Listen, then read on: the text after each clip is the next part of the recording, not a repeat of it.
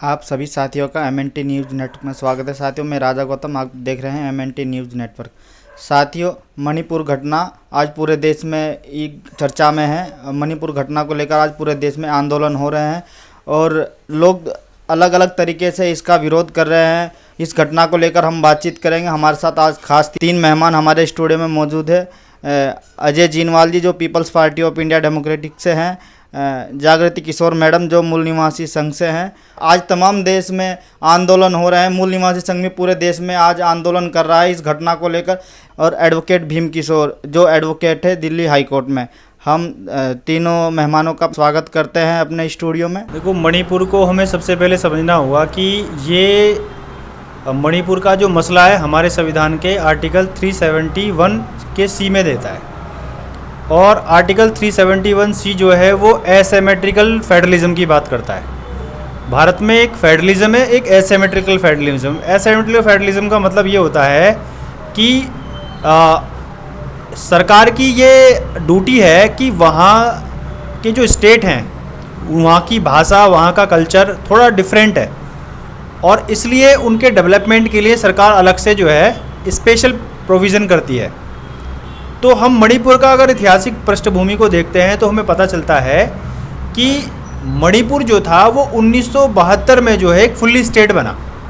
उससे पहले अगर हम आज़ादी के समय के बाद के समय को देखते हैं तो मणिपुर का राजा था बोधचंद।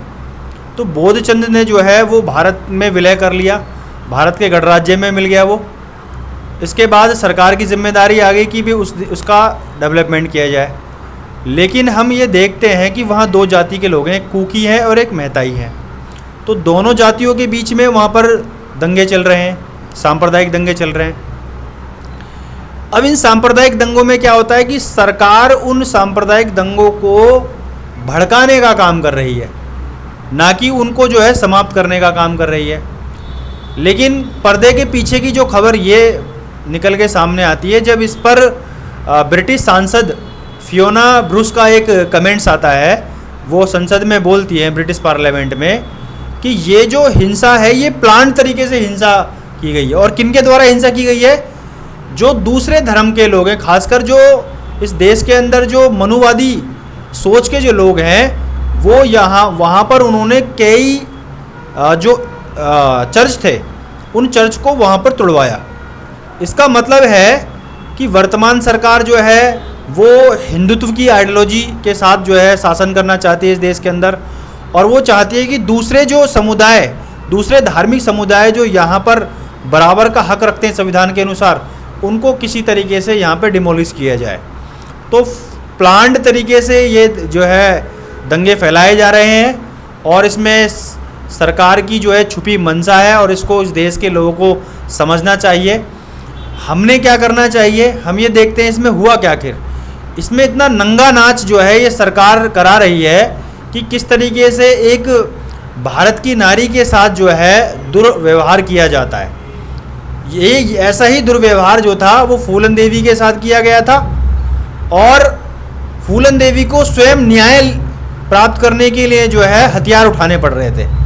तो क्या इस देश की सरकार इतनी नपुंसकलिंग हो चुकी है, क्या इस देश की व्यवस्था इतनी नपुंसकलिंग हो चुकी है कि वो मणिपुर में वहाँ की महिलाओं के, वहाँ के संसाधनों का जो है वो बचा के नहीं, सुरक्षित नहीं रख सकती है, वो न्याय नहीं दिला सकती है? तो इसके लिए जो है इस सरकार को शर्मसार होना चाहिए। अभी हमारे जो PM है उनका बयान था कि मुझे बड़ा ही अफसोस है, बड़ा ही मेरे को पीड़ा है कि ऐसा हुआ। अरे, आपको जो PM बनाया गया है वो पीड़ा बताने के लिए बताया गया है। आपका काम है पीड़ा को दूर करना, ना कि पीड़ा रखना। लेकिन आप अपना काम नहीं कर रहे हैं और ऐसा इसलिए हो रहा है कि इस देश में वर्तमान सरकार जो है संविधान के अनुसार शासन नहीं कर रही है, वो संविधान के विरोध में जाकर शासन कर रही है, वो संविधान को मानने वाली सरकार नहीं है। तो इसलिए अगर ये सरकार संविधान की नहीं मान रही है, अगर वो देख रहे हैं हम लगातार कि कोई व्यक्ति जो है, इनके ही दबंग जो लोग हैं वो किसी व्यक्ति के चेहरे पर पेशाब कर देते हैं, महिलाओं को नंगा घुमाते हैं, इसका मतलब ये सरकार नहीं चाहती है कि इस देश के अंदर कानून व्यवस्था बनी रहे, क्योंकि ये कानून को मानने वाले लोग नहीं हैं बल्कि कानून के विरोधी लोग हैं। और इनको सज़ा ऐसे ही मिल सकती है कि वर्तमान सरकार को जो है इस जनता को उखाड़ फेंक देना चाहिए 2024 के चुनावों में, और बता देना चाहिए कि इस देश की जनता में जो है वो संविधान है, उसके मन में संविधान है और वो संविधान का शासन ही चाहती है। सर, भारत देश में बहुत सारी राजनीतिक पार्टियां, लेकिन अभी तक इस मामले को लेकर किसी भी राजनीतिक पार्टी ने कोई कदम नहीं उठाया, ना ही बीजेपी ने और ना ही किसी अन्य पार्टी ने। इस पर क्या कहेंगे? देखो, हम देखते हैं कि भारत का जो राजनीतिक पटल है, उस राजनीतिक पटल में जितने भी दल हैं, वो दल जो है केवल नाम के लिए अलग अलग दल हैं, लेकिन उन राजनीतिक दलों में केवल एक विशेष वर्ग, एक विशेष समुदाय का जो है आधिपत्य है, हेजिमनी है उन पर। चाहे कांग्रेस हो, वहाँ पर भी जो है कांग्रेस के अंदर जो टॉप लीडरशिप है वो ब्राह्मण शासन कर रहा है वहाँ पर। बीजेपी है, टॉप लीडरशिप जो है वहाँ पर भी ब्राह्मण है। अन्य जितने भी दल हैं, चाहे यहाँ पर आम आदमी पार्टी है, वहाँ पर भी टॉप लीडरशिप में जो ब्राह्मण है। तो ब्राह्मण जो कभी नहीं चाहते हैं कि इस देश के अंदर दूसरे लोगों का शासन रहे, दूसरे लोगों को न्याय बने। और मैं ये कहना चाहूँगा कि किसी भी देश के अंदर जिनकी सामाजिक व्यवस्था होती है उनको ही न्याय मिलता है, और जिनकी सामाजिक व्यवस्था नहीं होती है उनको कभी न्याय नहीं मिलता है। तो इसलिए इस देश के लोगों को पहले मनुवादी वर्ण व्यवस्था पर आधारित, जाति व्यवस्था पर आधारित, सांप्रदायिक व्यवस्था पर आधारित जो सामाजिक व्यवस्था है उसको ध्वस्त करना होगा और समता मूलक समाज की स्थापना करनी होगी। तभी शायद इन सभी लोगों को न्याय मिल सकता है, महिलाओं को न्याय मिल सकता है, गरीबों को न्याय मिल सकता है। धन्यवाद सर, हम आगे भी आपसे बात करेंगे। अभी हम चलते हैं जागृति किशोर मैडम के पास, जो मूल निवासी संघ से हैं। और मैडम, क्या लगता है आपको, जो पूरे देश में ये वीडियो वायरल हो रहे हैं महिलाओं के, 2 महीने पहले की थी लेकिन आज उसके वीडियो वायरल हो रहे हैं, तो जैसे क्या लगता है आपको ऐसी वीडियो देखकर महिलाओं? एक महिला होने के नाते मुझे बहुत शर्म आ रही है कि आज़ादी को 75 साल हो चुके हैं और तब भी एक आज़ाद भारत में महिलाओं के साथ इतना घिनौना अपराध जो है हो रहा है। जहाँ की हमारी सरकारें जब बोलती हैं, प्रधानमंत्री जी बाहर जाते हैं, विदेश जाते हैं, तो लोकतंत्र का डंका पीटते हैं कि हमारा देश में दुनिया का सबसे बड़ा लोकतंत्र है हमारा देश, और हम लोकतंत्र के हिसाब से चलते हैं। और इस आज़ाद भारत में भी अगर औरत के साथ जिस तरह से ये जघन्य अपराध हुआ और उसके 2 महीने बाद भी किसी भी सत्ताधारी ने, शासन प्रशासन में कोई हलचल नहीं हुई, किसी ने कोई कदम नहीं उठाया। वो वीडियो वायरल होने के बाद कदम उठाने की बात की गई, कदम नहीं उठाया गया। कि 2 महीने होने के बाद भी कि जनता तक जब वो वीडियो वायरल हो गई तो सरकार को सबसे पहले ये लगा कि वीडियो कैसे वायरल होगी, क्योंकि इंटरनेट तो बैन था। अब इंटरनेट बैन होने के बावजूद भी अगर वीडियो बैन हो गया तब उन्हें 2 शब्द मुंह से बोलने पड़े, नहीं तो 2 महीने से वो जो है सारे विदेशों में, यूएस में गए हैं, फ्रांस में गए, इजिप्ट में गए, सारी जगह जो है विदेशी टूर बहुत अच्छे से कर रहे थे, बहुत अच्छे से उनका स्मूथ जा रहा था, सारे उनके टूर बहुत बढ़िया जा रहे थे, उन्हें कुछ कहने सुनने की ज़रूरत नहीं पड़ी थी। और ये कोई पहली वाक़या नहीं है जब हमारे देश के मूल निवासी समाज के साथ, औरतों के साथ, बच्चों के साथ नाइंसाफ़ी हुई है, सरेआम ये जघन्य अपराध हुआ है, ये कोई पहली बार नहीं है। और इतने दिनों से जंतर मंतर पे भी लड़कियां बैठी हैं, वो भी इसीलिए ही बैठी हैं कि उनके साथ जो है घिनौने अपराध हुए हैं, वो उसके न्याय की पुकार कर रही हैं। उन्हें भी प्रधानमंत्री ने अभी तक जी नहीं सुना है, उनको कोई आश्वासन भी नहीं दिया है। लेकिन इस जो ये राजनीतिक जो यहाँ पर पेज फंसा हुआ है, इसलिए उन्हें 5 सेकंड 10 सेकंड बोलना पड़ा कि हम कड़ी कार्रवाई करेंगे। लेकिन एक महिला होने के नाते मैं ये पूछना चाहती हूँ कि 2 महीने होने के बाद भी सिर्फ क्या आश्वासन से काम चलता है? क्या उन्हें कुछ करना नहीं चाहिए था कि कुछ ये बोलना चाहिए था करेंगे? 2 महीने बाद वीडियो वायरल हुआ है तो करेंगे कब? 6 महीने बाद, 1 साल के बाद? क्या कि मणिपुर की तरह घटना मेघालय, मिजोरम, क्या दिल्ली जैसे और शहर में होगी? इस चीज़ का वो इंतज़ार कर रहे हैं? किस चीज़ का इंतजार कर रहे हैं वो? जब उनके मणिपुर के मुख्यमंत्री जी से पूछा गया उस वीडियो के बारे में तो उनका बयान था कि ऐसे सैकड़ों वीडियो हैं, ऐसे सैकड़ों वीडियो हैं जो इस अपराध के हैं। इसका मतलब है कि उन मुख्यमंत्री जी को भी पता है, बीरेंद्र सिंह जी को पता है कि ऐसे सैकड़ों वीडियो हैं, लेकिन इंटरनेट ना होने के कारण वायरल नहीं हो पा रहे हैं। तो लेकिन उनके संज्ञान में है, लेकिन उन वीडियोस को उन्होंने क्या कार्रवाई की? क्या इस पर भी तो कदम हमें उठाना चाहिए? इस पर कौन आश्वासन देगा? क्या शासन प्रशासन में बैठे लोग सिर्फ वीडियो वायरल होने का इंतजार कर रहे हैं, या विदेशी या ब्रिटिश पार्लियामेंट में जब कोई नेता बोलेंगी तो उनके ऑर्डर का इंतजार करेंगे? क्या हम आज़ाद भारत में जी रहे हैं, महिलाओं को अगर आज़ादी का एहसास दिलाना है तो उनकी सुरक्षा सबसे पहले मायने रखती है। किसी भी महिला के लिए। मैं भी एक महिला हूँ, आज मैं शर्मसार हूँ एक महिला होने के नाते और भारत के नागरिक होने के नाते कि हम कैसी सरकार, कैसे शासन प्रशासन में जी रहे हैं जहाँ महिलाएं सुरक्षित नहीं हैं। हजारों घर बर्बाद हो गए हैं, लोगों को अपना घर छोड़कर जाना पड़ रहा है, चाहे वो किसी भी समुदाय से हों। इस बात को क्यों कहा जा रहा है कि वो एक पर्टिकुलर समुदाय से हैं, उस समुदाय के लोग हैं, बल्कि जो वहाँ के मुख्यमंत्री हैं वो उनको बढ़ावा देने का कहीं ना कहीं काम कर रहे हैं, क्योंकि जिस समुदाय ने हमला किया है मुख्यमंत्री जी भी उसी समुदाय से आते हैं। और इसीलिए मणिपुर की जनता में, भारत की जनता में जो है निष्पक्षता नहीं दिखाई दे रही है कि जो हमारे उनके मुख्यमंत्री जी हैं वो निष्पक्ष जांच या कुछ कर्म करेंगे। कोई उन्होंने ऐसा काम नहीं किया है कि जैसे भारत के नागरिक को या महिलाओं को सुरक्षित जो है महसूस कराया जा सके। कैमरे के सामने आकर 5 सेकंड के लिए बोलना क्या एक भारत के प्रधानमंत्री होने के नाते सिर्फ उनका इतना ही फर्ज बनता है? और मैं ये कहती हूँ 2 महीने के बाद, वीडियो वायरल होने के बाद खबर आती है कि मुख्य आरोपी को पकड़ लिया गया, कि मुख्य आरोपी एक भीड़ में इतने जघन्य अपराध कर रहे हैं, तो कि अब मुख्य आरोपी एक ही था? मेरा मानना है कि वो मुख्य आरोपी वो सारी भीड़ थी जो उस काम को अंजाम देने में उनकी मदद कर रही थी कहीं ना कहीं, जिसके हाथ में कैमरा था, जो उनके साथ चल रहे थे, जिन्होंने सामूहिक बलात्कार किया। वो मुख्य आरोपी की धारा में नहीं आते हैं, वो किस धारा में आते हैं? और उस सिर्फ मुख्यमंत्री या प्रधानमंत्री जी ही इसका जवाब क्यों देंगे? शासन प्रशासन में बैठा हुआ हर एक नेता, हर एक स्टेट का नेता, मुख्यमंत्री, उप मुख्यमंत्री, वो सभी जवाबदेही हैं। वो सब, उन सबको विश्वास दिलाना चाहिए इस देश की महिला को कि वो सुरक्षित है। वो कब बोलेंगे? 2-2.5 महीने के बाद हमारे होम मिनिस्टर जी बोलते हैं कि सभी पार्टियों की एक मीटिंग होगी, जो कि हुई है 24 जून को, लेकिन घटना को अंजाम देना शुरू किया गया 3 मई को।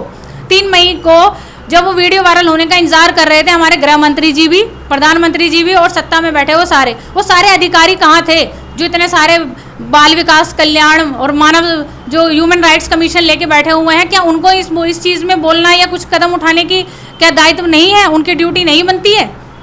ये सिर्फ प्रधानमंत्री जी के बोलने के ऑर्डर का इंतजार है। ये पूरा देश जानता है कि प्रधानमंत्री जी या इस देश के जो शासन के जो लोग हैं वो किन वर्ग के लोगों के इशारे पे चलते हैं, ये सब जानते हैं। जब तक वहाँ से ऑर्डर नहीं आता है तो वो कुछ ना बोलते हैं, ना सुनते हैं, ना कहते हैं।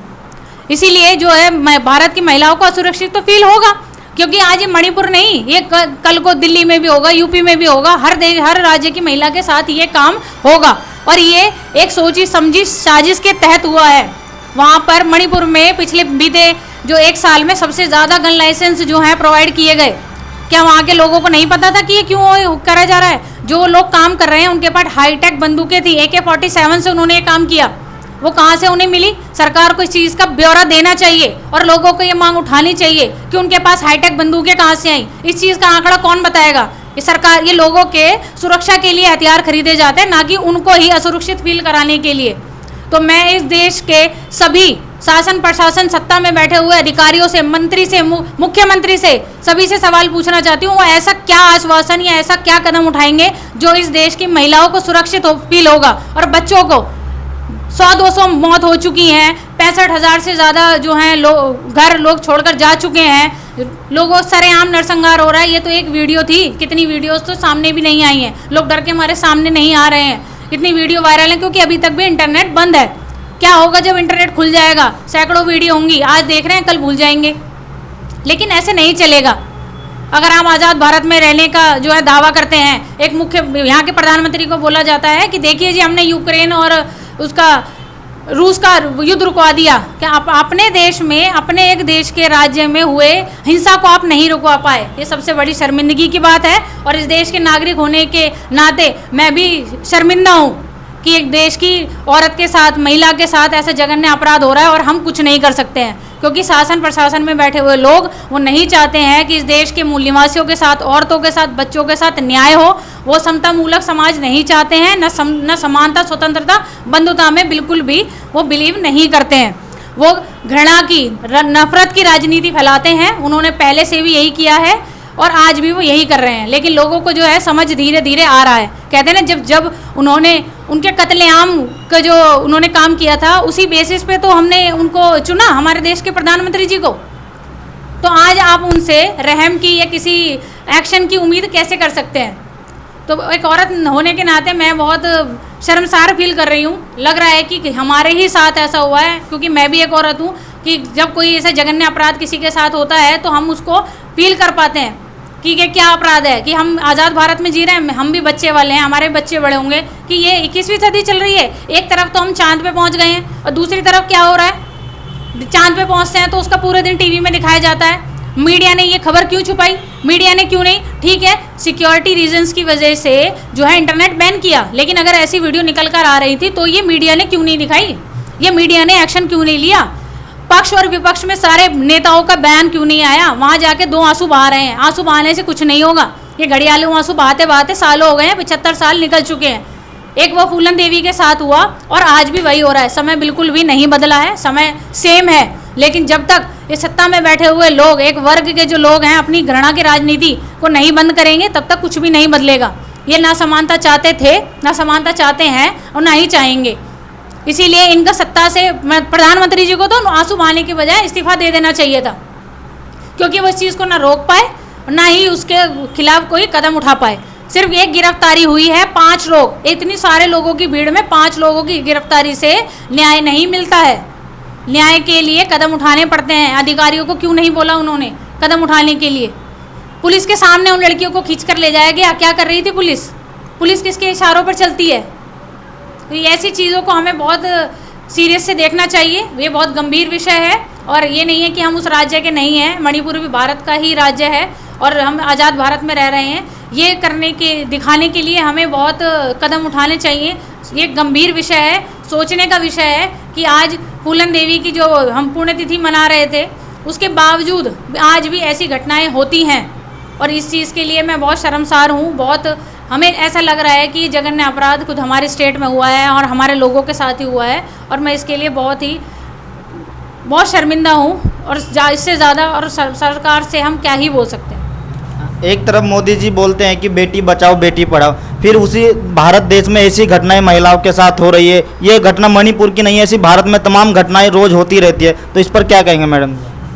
यही है कि जो नारा मतलब सिर्फ एक नारा ही है, बेटी बचाओ बेटी पढ़ाओ, नारा इसीलिए ही बना है क्योंकि ना तो बेटी सुरक्षित है और ना ही बेटी पढ़ रही है।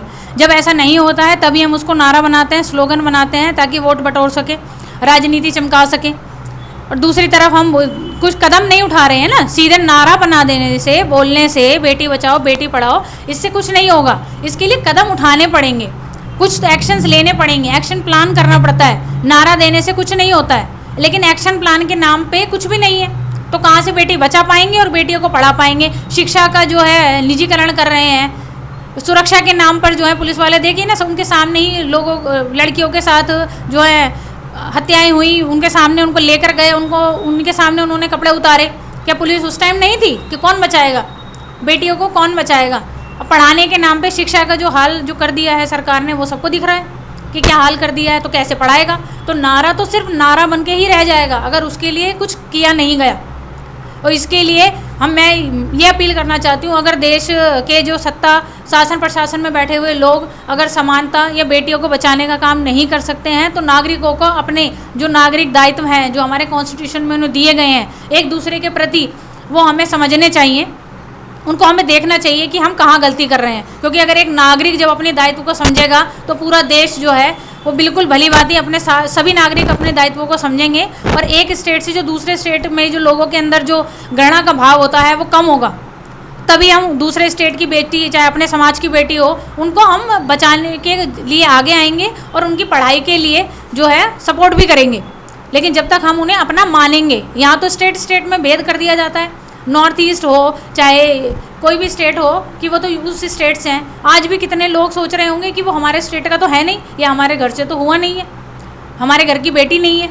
लेकिन क्या ऐसा कहने से वो बहुत ही ज़्यादा निंदनीय काम कर रहे हैं, जो इस चीज़ को अपना नहीं समझ रहे हैं, खुलकर नहीं बोल रहे हैं। आज ये टाइम है कि लोगों को खुल के अपनी बातें रखनी चाहिए ताकि हम ये दिखा सकें कि हम समझ रहे हैं चीज़ों को कि आज क्या हो रहा है, और समझने के नाते हमें उतना ही जो है रिएक्शन दिखाना भी चाहिए। ये नहीं है कि चुपचाप जो भी हो रहा है उसको सहन करते जाएं। कल को उसके साथ हो रहा है, कल को हमारे साथ होगा, हमारे आसपास होगा, हमारे बच्चों के साथ होगा। तो आज हमें अपना दायित्व निभाना चाहिए। जो बेटी बचाओ बेटी पढ़ाओ सरकार कोई भी नारा दे देती है, उसको नारे का ना होगा, हमें ये सवाल उठाना चाहिए कि सरकार इस नारे को लागू करने के लिए, इम्प्लीमेंटेशन में लाने के लिए कदम कौन से उठा रही है। हमें इस चीज़ पे सोचने की बहुत ज़्यादा ज़रूरत है। मैडम आगे भी आपसे बात करेंगे, अभी हम बात करते हैं एडवोकेट भीम किशोर सर से, जो एडवोकेट है। क्या कहेंगे सर, आप एडवोकेट हो और इस घटना को किस तरीके से देखते हैं, जो पूरे देश में ये वीडियो वायरल हो रहे हैं। ये घटना 4 मई की है, तो आप एडवोकेट है, इस घटना को किस तरीके से देखते हैं एज ए एडवोकेट। सभी साथियों को जय भीम जय मूलनेसी। मैं ये बताना चाहता हूँ कि ये जो घटना भारत के अंदर घटी है, ये कोई पहली घटना नहीं है। अगर हम भारत का इतिहास देखते हैं तो हमें पता लगता है कि घटना करने वाले लोग और घटना सहने वाले लोग, किनके ऊपर अत्याचार हो रहा है और कौन अत्याचार कर रहे हैं, तो हमें पता लगता है कि भारत के अंदर ब्राह्मण, क्षत्रिय, वैश्य, ये तीनों वर्ग के लोग ही ऐसे वर्ग के लोग हैं ये जो भारत के मूल निवासी ST, SC, OBC पर जो अत्याचार करते हैं। अत्याचार हालांकि दोनों वर्ग पर होते हैं, लेकिन सबसे ज़्यादा हमारे बहुजन मूल निवासी समाज पर अत्याचार होते हैं। और ये जब दिखाए जाते हैं जब कोई वीडियो वायरल हो जाती है। अभी कुछ दिनों पहले भी एक मूस शुक्रा ने हमारे एक मूल निवासी बहुजन आदमी पर टॉयलेट कर दिया उसके सर पर। तो जब तक पता नहीं चला, जब तक उसकी वीडियो वायरल नहीं हो गई, हमें कुछ भी करने से पहले, हमें चीज़ों पर रिएक्शन करने से पहले कि समाज में क्या घट रहा है, ये देखना पड़ेगा कि समाज में दूसरों को ऐसे कृत्य करने वाला व्यक्ति कौन है, ऐसा व्यक्ति है कौन वो। तो देखने से पता लग रहा है कि ब्राह्मण, क्षत्रिय, वैश्य ऐसा करते हैं। और ये मीडिया, जिस मीडिया की हम बात कर रहे हैं, अगर ये जो सोशल मीडिया नहीं होता तो हमारे पास ऐसी वीडियोस हमारे समय में हमारे सामने नहीं आती, क्योंकि ब्राह्मण जो मीडिया है, ब्राह्मण बढ़िया जो मीडिया है, वो ऐसी खबरों को कभी दिखाता ही नहीं है जिससे लोगों को ये पता लगे कि उनके ऊपर अत्याचार हो रहे हैं। भला हो सोशल मीडिया का कि सोशल मीडिया के थ्रू, अब ऐसे लोगों के थ्रू जो रिपोर्टर्स हैं, हमारे सामने ऐसी खबरें आ रही हैं और हमें पता लग रहा है। मैं एक वाक्य आपको बता देना चाहता हूँ कि किस तरह से मीडिया की हिस्सेदारी है, पूरी भागीदारी है पूरे देशों को बर्बाद कर देने में। 1997 में एक अफ्रीकन कंट्री के अंदर एक वॉर होता है, हुतूज और तितीस के अंदर। उसके अंदर जो मीडिया ऐसी भूमिका निभाता है कि जिसके ऊपर अत्याचार होता है, मीडिया उनको लोगों के सामने अत्याचार करने वाला और जो अत्याचार करते हैं उनको अत्याचार सहने वाला दिखाता है, जिससे लोगों का, वहाँ की जो आम जनता जो होती है, उनके बीच, उनके मन में एक माइंडसेट होता है, उनका एक मन बन जाता है कि यही हुतूज और तितीस के बीच में कि वही लोग, जो लोग पिट रहे हैं, वही लोग सब लोगों पर अटैक कर रहे हैं, मार रहे हैं। वहाँ पर भी सेम कंडीशन होती है जैसी भारत में आज है। आज भारत में दिखाया जाता है कि मॉब लिंचिंग हो रही है, जाति के नाम पर लोगों को मारा जा रहा है, जानवर के नाम पर लोगों को मारा जा रहा है कि तुम्हारी प्लेट में क्या है, किस महीने में तुम्हें क्या खाना है, बताया जा रहा है। मीडिया ने सेम वहाँ पर भी ऐसे ही किया था। और जब तक लोगों को नुकसान नहीं झेला उसका, जब तक लोगों को पता नहीं लगा, 1997 में 100 दिन के अंदर अफ्रीका के अंदर, जो इसके ऊपर मूवी भी है रवादा, उसके अंदर 1 लाख लोग, 100 दिनों के अंदर 2 लाख लोग मारे गए। और तब जाकर UN ने वहाँ देखा। UN ने स्टार्टिंग में उसको बोला कि ये किसी देश का अंदरूनी मामला है, लेकिन जब बाद में खबर सामने आई सोशल मीडिया के थ्रू, लोगों के थ्रू, तो जब जाकर UN ने बोला कि हाँ एक जेनोसाइड है और इसका जो रेस्पॉन्सिबल है वो वही लोग रेस्पॉन्सिबल हैं जो वहाँ पर सत्ता में काबिज थे। अगर हम भारत के परिवेश में देखें तो भारत के परिवेश में जो लोग सत्ता में नहीं हैं, जिन लोगों के पास सत्ता नहीं है, उन लोगों के ऊपर सबसे ज़्यादा अत्याचार होते हैं। SC, ST, OBC और SC, ST माइनॉरिटीज़ के लोग सत्ता में नहीं हैं और सबसे ज़्यादा अत्याचार इन्हीं लोगों के ऊपर होते हैं। करने वाले ब्राह्मण, क्षत्रिय, वैश्य हैं, और जो उनको दबंग लोग बोलते हैं ये, लेकिन वो दबंग नहीं, वो कायर लोग हैं। मैं उनको बता देना चाहता हूँ वो कायर लोग हैं, क्योंकि वो उन लोगों के ऊपर अत्याचार करते हैं, वो जो बहुत कमज़ोर लोग होते हैं, जिनको समाज से जो जुड़ा नहीं होता है। जो कमज़ोर लोगों पर अत्याचार करता है वो दबंग नहीं होता, वो सबसे बड़ा बुज़दिल होता है। साथियों, मैं बता देना चाहता हूँ कि जब तक हमारे लोगों के अंदर एक भावना नहीं आती, अभी हमने देखा कि मणिपुर में जो महिला है उसके साथ ये हुआ। अब यहाँ पर लोगों ने इसको डिवाइड कर दिया कि वो महिला किस समाज की है, किस समुदाय की है। लेकिन जब भी हमारे देश में ऐसे कृत्य होते हैं, हमारे देश में तो हमारे लोगों को डिवाइड इसलिए कर दिया जाता है मीडिया के थ्रू, ताकि जिसके ऊपर अन्याय हुआ है उस महिला को, उस पुरुष को जन सामान्य का समर्थन ना मिल सके। जब तक हमारे देश में जन सामान्य का समर्थन नहीं मिलता, हमारे देश में लोगों को न्याय नहीं मिलता। क्योंकि न्याय लेने के लिए जो हमारे लोग एडमिनिस्ट्रेशन के पास जाते हैं, एग्जीक्यूटिव के पास जाते हैं, और जब जजेस के पास जाते हैं, जुडिशरी में जाते हैं, तो हम देखते हैं कि वहाँ पर भी ब्राह्मण, क्षत्रिय, वैश्य वर्ग का जो आर्य ब्राह्मण विदेशी हैं, उन्हीं का वर्चस्व हर जगह पर काबिज है। और जब उन्हें दिखता है कि उनके व्यक्ति ने ही किसी को नुकसान पहुंचाया है, किसी को मारा है, किसी का बलात्कार किया है, किसी के सर पर पेशाब किया है, तो वो सबसे पहले अपने लोगों को बचाते हैं। अभी मूत शुक्ला ने जब उसके ऊपर हमारे एक मूल निवासी बहुजन आदमी के सर पर मूता तो ब्राह्मण महासभा के लोग उसके सपोर्ट में आए। क्यों? क्योंकि वो लोग एक साथ हैं, वो लोग एक विचारधारा के साथ है कि उन्हें कुछ भी हो जाए अपने विदेशी खून को उन्हें हर कीमत पर बचाना है। अगर वो वहाँ पर भी नाकामयाब हो जाते हैं, अगर जन सामान्य लोग जिसके साथ अत्याचार हुआ है उनके साथ मिल जाता है, अगर वो वहाँ पर भी नाकामयाब हो जाते हैं तो वो फिर जाते हैं एग्जीक्यूटिव के पास, एडमिनिस्ट्रेशन के पास, और जब वो कोर्ट में जाते हैं फिर वहाँ पर जब देखते हैं तो न्याय देने वाला और न्याय करवाने वाला एडवोकेट भी और जो जज साहब होते हैं वो भी वही उन्हीं की जाति से बिलोंग करते हैं। और हमारे देश के अंदर जो जातिवाद है वो इतना घर कर चुका है, क्योंकि हज़ारों सालों से ब्राह्मण क्षत्रिय वैष्णव जातिवाद को जो हमारे देश में पाला है, पनपा है, उसका पोषक बने हैं वो उसके, कि व्यक्ति जब पैदा होता है तो बचपन से लेके मरने तक वो जातिवाद में ही जीता है और उसकी विचारधारा ऐसी ही हो जाती है एक पर्टिकुलर कास्ट के प्रति, एक पर्टिकुलर समुदाय के प्रति, कि इन समुदाय और इस कास्ट के लोगों को हमें न्याय नहीं देना। अगर हम बहुत सारी जजमेंट्स देख सकते हैं इसके चक्कर में। अभी हम देखें तो हमारे लोग जब कोर्ट में जाते हैं, अगर किसी व्यक्ति ने, अगर कोई ब्राह्मण व्यक्ति है, अगर वो कोई क्राइम करता है और जज जो वो ब्राह्मण है तो वो भी जब उसको जजमेंट देते हैं, और हमारे ही व्यक्ति अगर मूल न्यासी समाज का कोई व्यक्ति है तो वो वहीं पर अगर वो न्याय के लिए जाता है तो उसको बेल देने के लिए मना कर देते हैं, बोलते हैं कि ये एक पावरफुल व्यक्ति है और ये बाहर जाकर नुकसान कर सकता है। और वहीं अगर वो व्यक्ति ब्राह्मण होता है, क्षत्रिय होता है, वैश्य होता है, तो जज साहब उनको सिंपल से पर्सनल बॉन्ड पर भी उन्हें छोड़ देते हैं। ऐसा हमारी जुडिशरी में देखा जाता है। लेकिन अगर हम सवाल उठाते हैं इसके ऊपर तो हमारे लोगों के ऊपर कोर्ट लगा दी जाती है। अभी सुप्रीम कोर्ट के अंदर हमारे एक ओबीसी भाई ने बोला, उनका कोई केस चल रहा था तो उसमें बोला गया कि निष्पक्ष बेंच की एक बेंच बनाया जाए, निष्पक्ष बेंच, जिसमें जब केस करने वाले जो दो पार्टी थी, एक उसमें ओबीसी पार्टी थी और एक ब्राह्मण पार्टी थी, तो उन्हें बोला गया कि एक ऐसे जजेस का हमें बेंच चाहिए जो इन दोनों ही पक्ष से ना हो, ताकि वो निष्पक्ष जो है न्याय दे सके। लेकिन जज साहब ठहरे ब्राह्मण और जो वकील साहब थे वो भी ठहरे ब्राह्मण दूसरे पक्ष के, और हमारे मूल निवासी वकीलों के साथ क्या हुआ, जज साहब ने उस रिट पिटिशन को डिसमिस करते हुए 10 लाख रुपए का जुर्माना कर दिया। साथियों, ये बहुत छोटे छोटे से मामले हैं जो हमें दिखाई देते हैं। अगर हम इनकी जड़ को देखेंगे तो जो इनके ग्रंथ लिखे गए हैं, कहने को तो हमारा देश चलता है संविधान से, लेकिन वो सिर्फ हमारा देश कहने को ही संविधान से चलता है। हमारा देश चलता है मनुस्मृति से। मनुस्मृति के अकॉर्डिंग ब्राह्मण क्षत्रिय वैश्य कोई अगर क्राइम कोई कर भी देता है तो उसे कोई सज़ा नहीं है। अगर वो किसी का हत्या कर देता है, बलात्कार कर देता है तो उसे सज़ा नहीं है।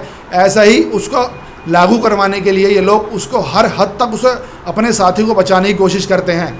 अगर देखा जाए तो इलाहाबाद कोर्ट के अंदर, इलाहाबाद जो हाई कोर्ट है, वहाँ पर मनु की जो मूर्ति लगाकर ये दर्शाया गया भारत के अंदर कि आप कितने भी संविधानवादी लोग क्यों ना हो, लेकिन भारत के अंदर अगर भारत देश चलेगा तो वो सिर्फ और सिर्फ मनुस्मृति से ही चलेगा।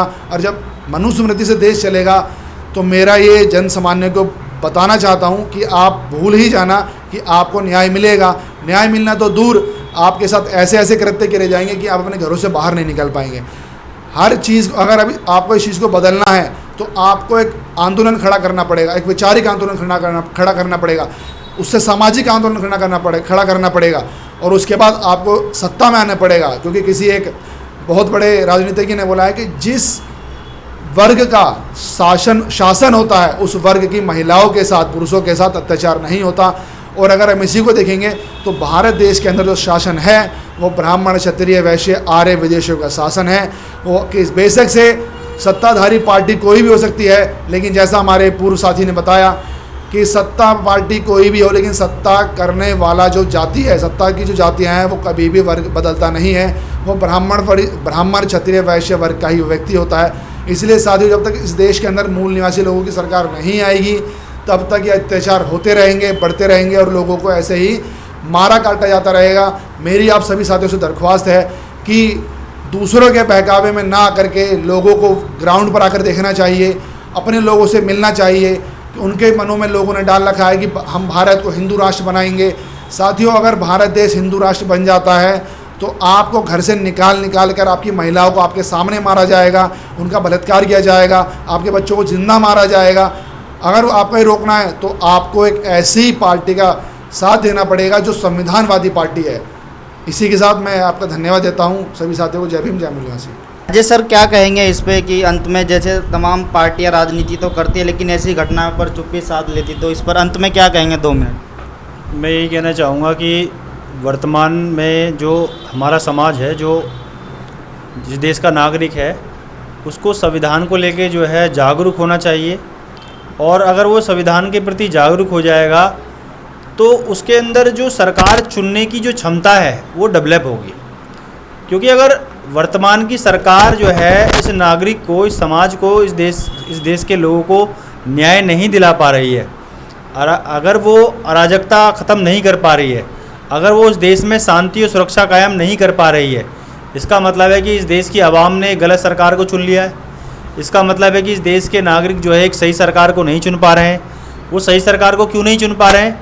क्योंकि वो समझ नहीं पा रहे हैं कि इस देश के संविधान में उन्हें क्या हक अधिकार दिए गए हैं। वो नहीं समझ पा रहे हैं कि इस देश की जो सरकार है उसको क्या करना चाहिए, कैसा शासन करना चाहिए, ये भी संविधान बता रहा है।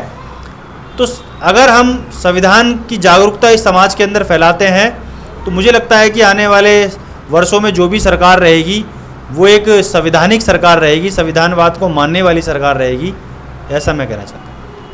मैडम आप क्या कहेंगे, जैसे पूरे देश में ऐसी घटनाएं होती रहती है लेकिन महिलाओं की संख्या विरोध करने में बहुत कम दिखाई देती है, लेकिन मूल निवासी संघ पूरे देश में काम करता है और महिलाएं भी उसके साथ जुड़ी हुई है पूरे देश में। आज महिलाएं मूल निवासी संघ की पूरे देश में इस घटना का विरोध कर रही है, तो आप क्या कहेंगे महिलाओं के लिए इस? मैं यही कहना चाहती हूँ कि महिलाओं के साथ जो अपराध हैं जो वो कम नहीं हुए हैं, वो बढ़े ही हैं। तो इस करके महिलाओं को जो है आगे आना चाहिए, अपने अधिकारों के लिए, अपनी सुरक्षा के लिए सरकार से मांग करनी चाहिए। और जो भी सरकार संविधान के खिलाफ या उनको जो प्रॉपर अधिकार नहीं दे पा रही है तो उसको जो है सिरे से निकालने का काम करना चाहिए। क्योंकि अब चुप बैठने से नहीं होगा कुछ भी। जो मनुवादी विचारधारा से जो ग्रसित औरतें हैं उनको ये समझना पड़ेगा कि मनुवाद से अगर वो चलेंगी तो उनकी सुरक्षा नहीं है, ना उनकी सुरक्षा है, ना उनके आगे आने वाली पीढ़ी की सुरक्षा है। मूल्यवासी संघ यही काम करता है, अपने समाज को, अपने जो जनता है, महिलाएं हैं, बच्चे हैं, सभी को जो है जागरूक करने का काम करता है। उनको उनके इतिहास के बारे में जागरूक करके उन्हें बताता है कि किस तरह से हमारा जो पहले राज था, जिस तरह से अशोक के टाइम में और हमारे जो बुद्ध जो राजा थे, बुद्धिस्ट जो राजा हुए थे, उनके समय में किस तरह से समतामूलक समाज था और हमारे महापुरुषों ने किस तरह से इस समाज को बढ़ाने के लिए जो है पूरी ज़िंदगी काम किया। और उसी के बारे में हमें अपनी पीढ़ियों को बताना चाहिए, महिलाओं को बताना चाहिए, चाहे वो किसी भी जाति समुदाय से आती हों, लेकिन उन्हें ये पता होना चाहिए कि वो मूल निवासी महिलाएं हैं। और ये एक साइंटिफिक रिसर्च से भी पता चला है, जो यहाँ की सभी महिलाएं हैं, चाहे वो किसी भी कैटेगरी से आती हों, वो सभी मूल निवासी महिलाएं हैं। वो यहीं की पृष्ठभूमि या यहीं की जन्मभूमि में उनके पुरखे रहे हैं, वो किसी भी समुदाय से नहीं जुड़ी हुई हैं। हालांकि वो ब्राह्मणवादी सोच के ग्रस्त में आ चुकी हैं, लेकिन जागरूक महिलाएं भी हैं जो महिलाओं के प्रति जो उनको अधिकारों को जगाने का काम कर रही हैं। मूल निवासी संघ भी यही काम करता है, औरतों को जोड़ने के लिए, उनके अधिकारों को जागरूक करने के लिए जगह जगह जाकर उनको प्रोग्राम लगाते हैं, उनको बताते हैं और महिलाओं को ब्राह्मणवादी व्यवस्था से निकलने के लिए आग्रह करते हैं। क्योंकि ब्राह्मणवादी जो हमारी व्यवस्था है वो असमानता की व्यवस्था है। वो जो औरतों को किसी भी वर्ग में नहीं रखती है, सभी औरतों को शूद्र वर्ग में रखती है, चाहे वो किसी भी समाज से आती हो, किसी भी जाति से आती हो। लेकिन ये जो है हमारी महिलाओं को पता ही नहीं है। वो समझती हैं, अगर जो ब्राह्मणी महिला है तो वो समझती हैं कि वो ब्राह्मण है, क्षत्रिय महिला अपने आप को क्षत्रिय समझती हैं, वैश्य महिला अपने को वैश्य समझती हैं। लेकिन अगर इनके ग्रंथों को उठाकर देखा जाए तो उनमें महिलाओं के लिए कोई भी हक अधिकार नहीं दिए गए। उसी तरह हम दूसरी तरफ देखते हैं, अगर संविधान को हम देखें तो उसमें भारत के प्रत्येक नागरिक के लिए समान अधिकार दिए गए हैं। लेकिन संविधान तो किसी ने उठाकर देखा ही नहीं है, किसी को नहीं पता है कि संविधान में किसके लिए क्या हक है। कोई भी गलत फहमी फैला देते हैं तो लोगों में वो घर कर जाती है। कहते हैं कि सूचना से ज़्यादा गलत सूचना जल्दी फैल जाती है।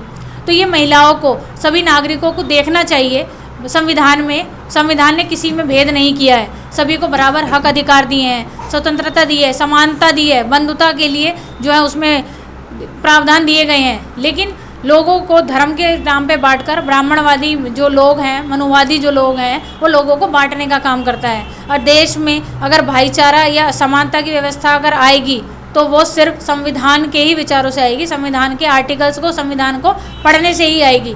हमें कोई भी वेद पुराण पढ़ने से कोई भी समानता नहीं मिलने वाली है। और ये महिलाओं को बहुत अच्छे से समझना होगा, चाहे वो किसी भी वर्ग की महिला है। अगर वो किसी भी वर्ग में आती हैं, अगर वो जाति का या समाज का अहम अपने अंदर रखेंगी तो आज नहीं तो कल उनके साथ भी यही होगा, या होता भी होगा, लेकिन वो शर्म के मारे नहीं बोलेंगी, क्योंकि वो उनमें जाति का और समाज का घमंड कूट कूट के भरा जा चुका है। लेकिन उनके साथ भी बहुत गलत कृत्य होते हैं। बात ये है सिर्फ कि हमारे महिलाओं के साथ ज़्यादा होते हैं।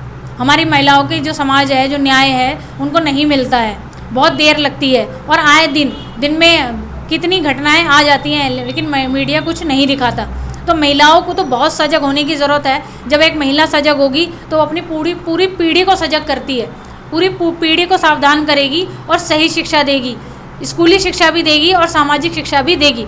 और संविधान के बारे में बहुत अच्छे से जो है उन्हें बताएगी कि कहाँ उनके हक अधिकार हैं, कहाँ उन्हें जाना चाहिए और कहाँ उनको नहीं जाना चाहिए, किस व्यवस्था को उन्हें अपनाना चाहिए और किस व्यवस्था को उन्हें नकारना चाहिए। जिस व्यवस्था ने हमें समानता ही नहीं दी, चाहे वो किसी भी वर्ग में दी हो, किसी भी समय में उन्होंने दी हो, उन्होंने हमें समानता कभी नहीं दी है।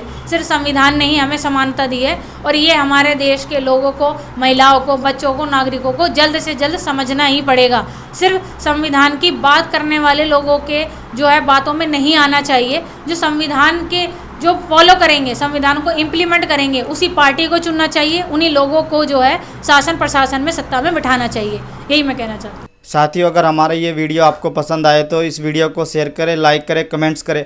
और मणिपुर घटना को लेकर जो भी आपके मन में विचार चले, जिस तरीके से वो वीडियो वायरल किया और जिस तरीके से वो वीडियो बनाया गया है, आप जो भी आपके मन में विचार आ रहे हैं हमारे साथ कमेंट बॉक्स में साझा करें। हम मिलते हैं ऐसी नई वीडियो के साथ। आज के लिए बस इतना ही। जय भीम, जय मूल निवासी, जय संविधान। धन्यवाद। MNT न्यूज़ नेटवर्क को सब्सक्राइब करें, लाइक और फॉलो करना ना भूलें। साथ ही बेल आइकॉन दबाकर जन जागृति की मुहिम में जुड़े रहें।